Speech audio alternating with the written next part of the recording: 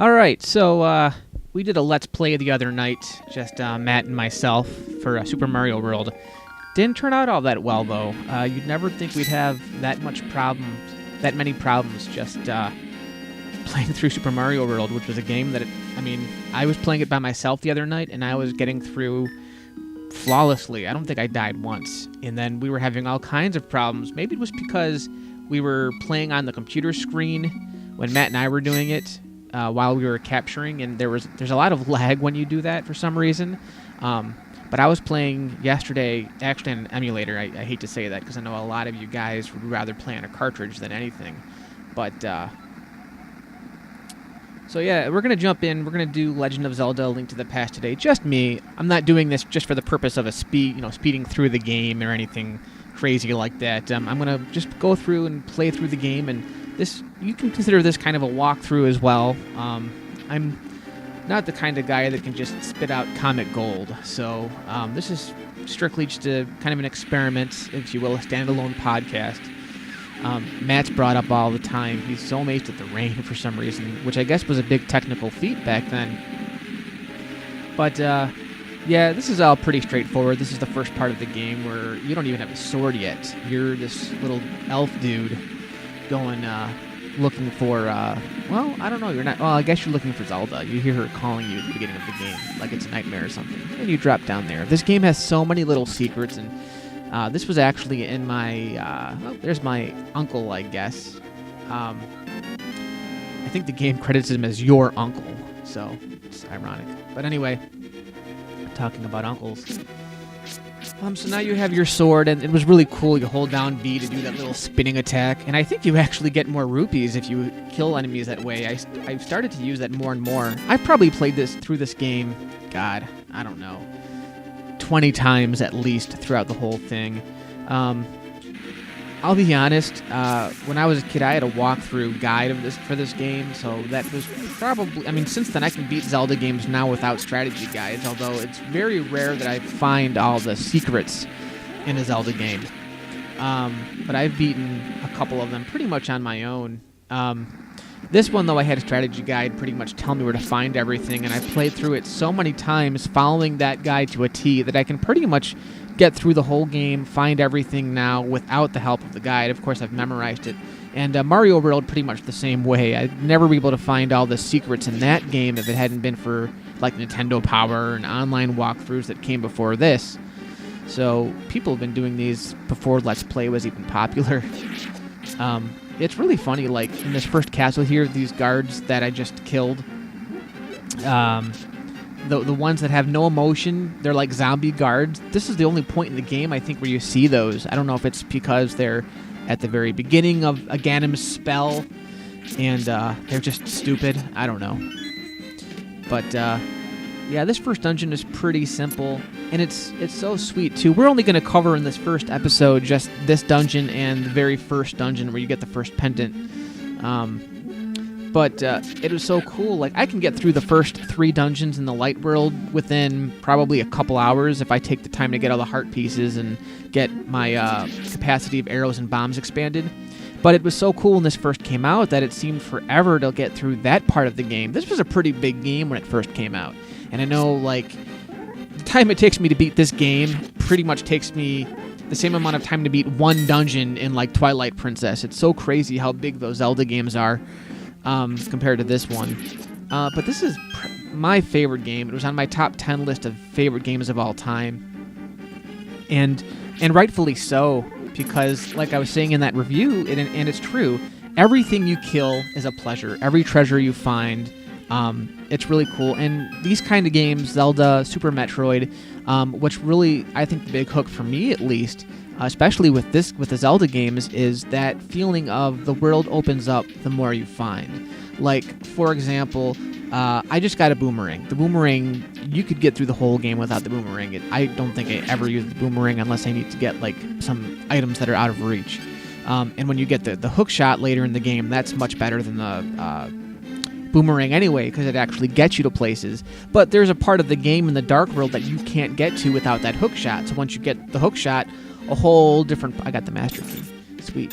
A whole new part of the game opens up, I usually like to get the rupees here and leave the princess behind. Fuck you, bitch.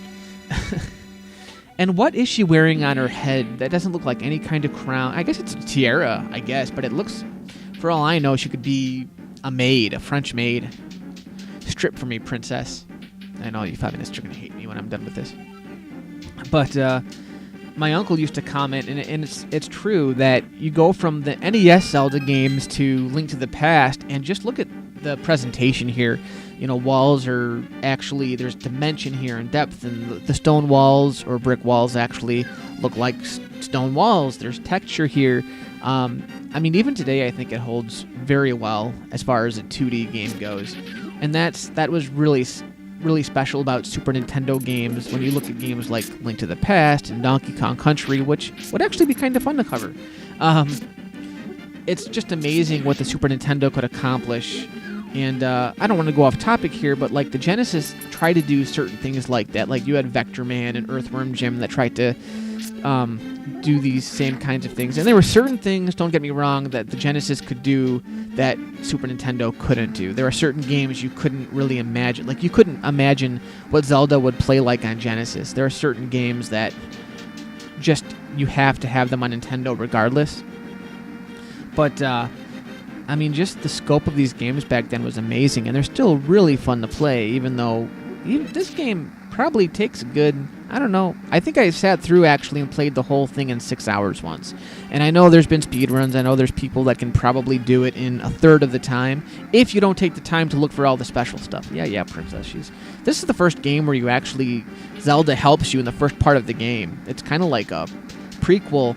And that's another interesting thing about this game. I know I'm rambling on rather than making jokes about the game I'm playing because, God forbid, none of you guys have seen that before. But when this game first came out, it's called A Link to the Past, and I guess we all assumed that this was a prequel to the first two Zelda games. Now, I never looked for any kind of continuity because I don't think there is any. I don't think these games were designed to follow one story. Each game was designed to be its own experience and its own kind of story, set apart from everything else. It's almost like at the beginning of each game, with the exception of a couple. Like I've heard that Majora's Mask follows the story of Ocarina of Time pretty well. And it could be said that Link's Awakening might actually follow this game, if I'm not mistaken, for the Game Boy. But anyway, it's been, now that people are really looking for a sequence for like a chronological order to play these games in, I guess Shigeru Miyamoto was quoted as saying that this actually comes at the end of the timeline, like it comes after the first two NES games. And there's been jokes about, I know the Angry Video Game Nerd did a whole video chronologically confused on this, but, you know, I don't think it really matters. Again, it's kind of weird. The game is called A Link to the Past, and you know, that could just be like just what it sounds like, a link to the past, you know, because it gives us, this is the first game that in the series, I think, that really gives us a really big backstory. Zelda 1 and 2 were all about Ganon and how he was trying to save the princess, so it's basically, you know, sorry, but your princess is in another castle, that type of game. But this one actually gave you a story about a war and these goddesses that came down, and they had these Triforces, and you know, they separated the Triforces so that the evil Ganon couldn't find them and corrupt the land, which of course he actually does.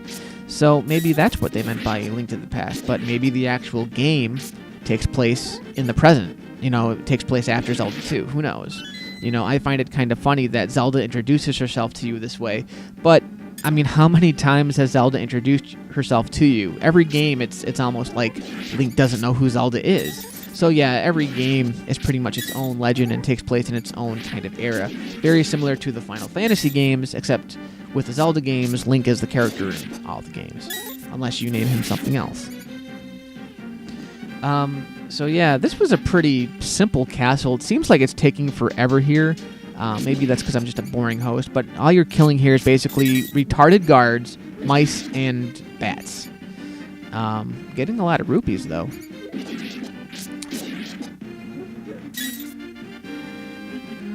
Yeah, not a lot going on here.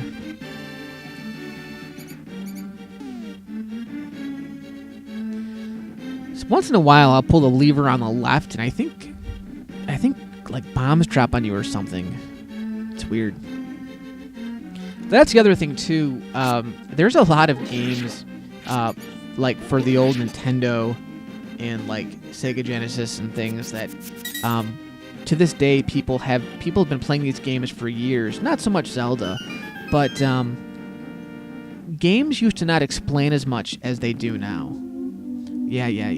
So you move this block over. Now, what's funny about this is you come back here after beating like 3 castles, and by that time, hopefully you have a different shield and everything, and the priest and Zelda are just sitting here the whole time while you're out there fighting bad guys and getting the pendants. Like, they don't like play a game of cards or something. That's something that Squaresoft would have done. Is like every time you come back, the characters might be doing something different, because it's kind of weird. You come back like 3 hours later and they're just still standing there. Until you get the Master Sword and all hell breaks loose. So this was sweet because you just gone through this dungeon, you took Zelda to safety, you get out, and then that's your first kind of cue to the Zelda score. You know, the legendary Hyrule score plays in all of its Super Nintendo glory, and that was awesome the first time I heard that. I love the music for this game, though. And that's the thing with this game, too. I mean, I love to stop and fight everything, even though it takes more time. But it's fun to do that. You know, I don't feel like I have to run away from all the enemies. It's a very kind of leisurely paced game. You don't really feel like you have to get anywhere in a certain time limit.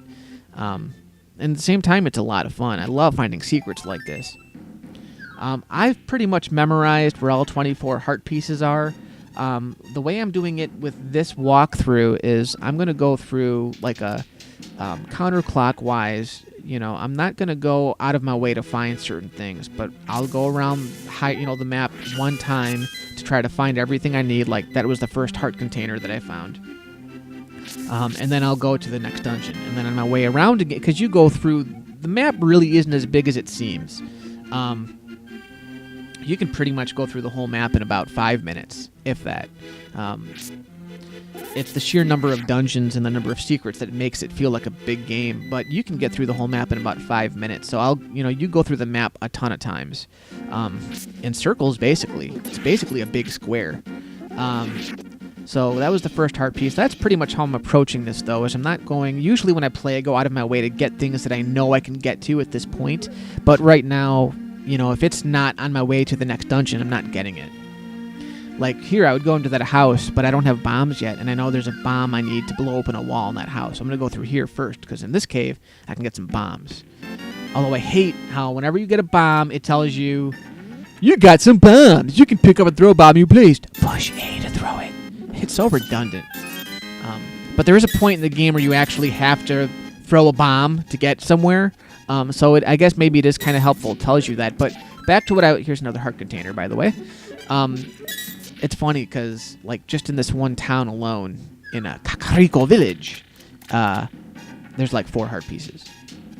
Pretty, I think you can get half the heart pieces just before you even get to the Dark World. They're pretty easy to find. Well, they're easy for me because I played this game 9 million bajillion times. Now I'm going to this house here, and this guy, I never talked to him anyway because he's stupid, but he tells you about Blind the Thief, which is a boss in one of the Dark World dungeons, and there's your triangle. I wonder if that hole in the wall was shaped like a triangle because of the Triforces. That's a mystery. I gotta email Shigeru Miyamoto on that.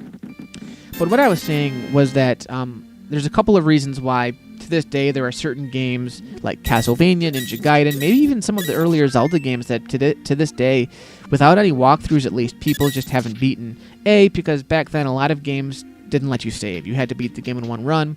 And B, there was a lot of unexplained things in games. Games were much more cryptic, and they left things to the imagination. For example, you saw that hole in the wall just now that clued me in that there was a place I can put a bomb there. Pretty much any place you can bomb in this game, there's a crack in the wall. And there are false positives sometimes. Now, this is funny. There's 4 of these magic jars in the whole game. This is the only guy that charges you for them. Everything else, all the other ones you find for free. So, that guy is just a hustler. And here I'm going to go get my bug catching net, which I heard you can actually use as a weapon. I've never actually tried this, but there have been like crazy people out there that try to beat the whole game without the sword, which is like crazy. But like I've heard that if you fight a Ganon, you'd use the Master Sword to reflect his bolts back to him. I heard you can actually just use the bug catching net, which that's one fucking strong net. There's my second bottle in the same town, actually. Thanks for stealing my 100 rupees. But anyway, yeah, games nowadays, I won't say, well, they are easier to beat. Pretty much most games you buy today that are, at least for a current generation system, I'm not talking about like going on the PlayStation Network and buying a classic NES game, but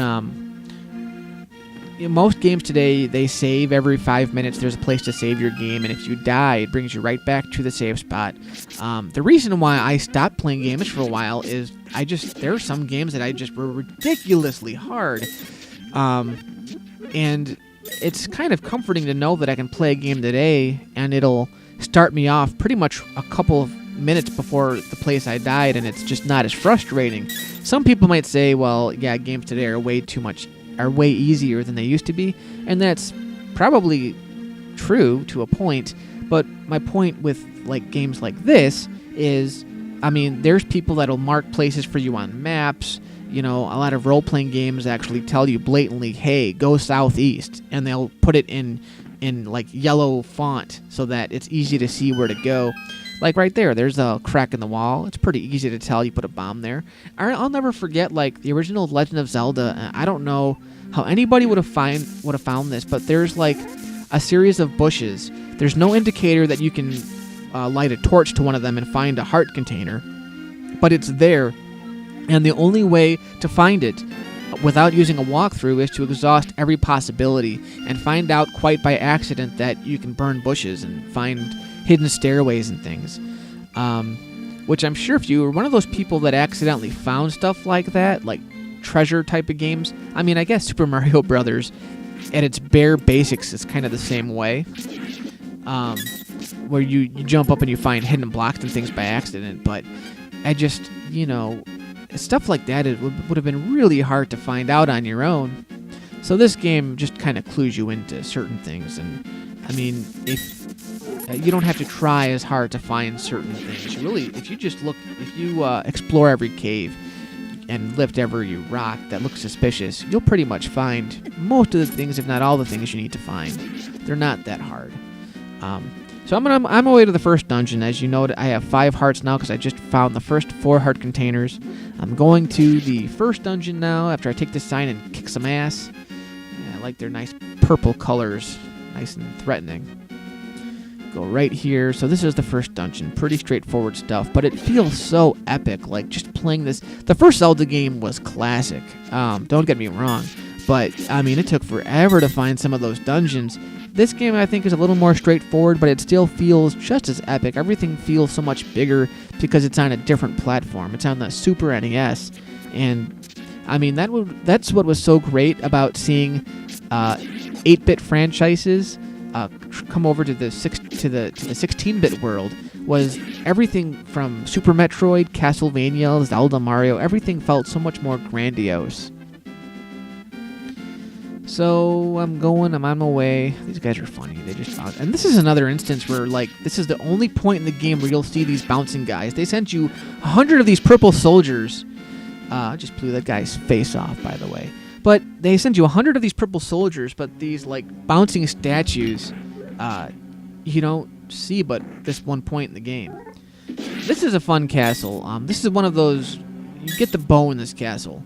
And once you get the bow, it's just awesome. I used to not use the bow that much, but when I expand my arrow capacity, and I think you can get up to 70 arrows, you just whip these things at anybody, and it's really fun. And Link is a surprisingly good shot, too. I could go to the left here. I don't think there's anything here on the right but some treasures. There might be a key. I'm not sure. Yeah, there might be a key in here somewhere. These skeletons annoyed the piss out of me because they jump everywhere. You got to use that spinning attack to get them. And it sucks later in the game when you get those red fuckers that jump and throw fucking bones at you when you're trying to kill them. these things are annoying as hell too. They're pretty easy to evade. Later, when you get your magic powder, you can sprinkle powder on them, or your magic fairy dust, and get fairies to fill your life. God, it sounds like I'm at like a 1980s gay bar. Pour some fairy dust on the red skulls, and they'll turn into a fairy and heal you. Sorry. So you're going past here, but just even the level of the fact that the level of dimension in this game where you're going over rooms that you'll visit later because there's like 3 or 4 different levels of the same castle you're on. And this is something that Zelda games, I think it's kind of overkill, although I know people love this in like Ocarina of Time, but they really built on this multifaceted dungeon, making the dungeons feel like you actually explore them. Which you did that in the other Zelda games too, but again, not to this degree. The dungeons, especially in Zelda 2, the original Zelda also, they felt like mazes, like labyrinths that you had. Labyrinth, whatever you say that. Labyrinth. That you had to go through, but you didn't have to. Well, once in a while you could go downstairs and things, but they were like mazes. Zelda 2 especially, man, those dungeons took forever because there were multiple winding paths and things. These dungeons somehow felt more straightforward. There was a feeling that no matter what you do, here's my secret. Now, I always wondered if Link like broke his back while going down those vases, because it doesn't make a very fun sound when he jumps down those vases. Link's a little guy too. Remember in Zelda 2, whenever you found a 1-up, you found like a little Link doll, and that was your extra life, and you held it up. Maybe he turns into that when he falls down those vases. I don't know. Maybe I'm looking too much into it. And the other thing too, for some reason, I always like to conserve my magic meter. I almost never use it unless I'm like in the ice palace and I have to use my magic if I have to. But I never light up the rooms, ever. I know it makes it easier, but for some reason, I never do that. And the torch takes up of everything that takes up your magic meter in this game, the torch takes up the least amount of space. These fuckers are chasing me. Chasing. And I got in my door, and I'm going to kill people with my magical bug-catching net. It's funny how this thing supposedly can reflect fireballs from a Ganon, but it can't, it has no other uses besides catching fairies. So these one-eyed freaks, these skeletons, those one-eyed guys, whatever they're called, one-eyed monsters, they appear at several levels in the game, but only like near the beginning. They don't appear anywhere else in the game. I think they're in the second dungeon, and that's it. They're fun to kill, though. That's why it's really cool when you get the bow and arrow. You just pluck them in the eye with the bow and arrow, and they're gone. There's a couple of enemies that you have to kill with the bow and arrow, and it's particularly fun. Here we go, big treasure chest number 1. I got my bow. Looks really weird without arrows, though. Then these skulls drop down. Ah, they're chasing me! Oh my god, scary. Not really. But here I go. And again, I have every opportunity to light up this room, and I don't think I'm going to. Nope, I'm just gonna carry on my merry way. Kill this guy that I don't really have to, but I like. Oh, he's got a key, so I have to kill him. All right. Now, this room, I'm pretty sure, just has treasure. It does. Get the treasure. While these fuckers chase me everywhere.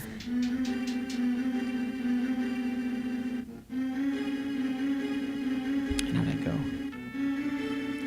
Onto my merry way. This castle, too. I mean, all the bosses are pretty fun, but this one, being it's the first boss, the boss is pretty unimpressive here. But I'll show you when I get to it.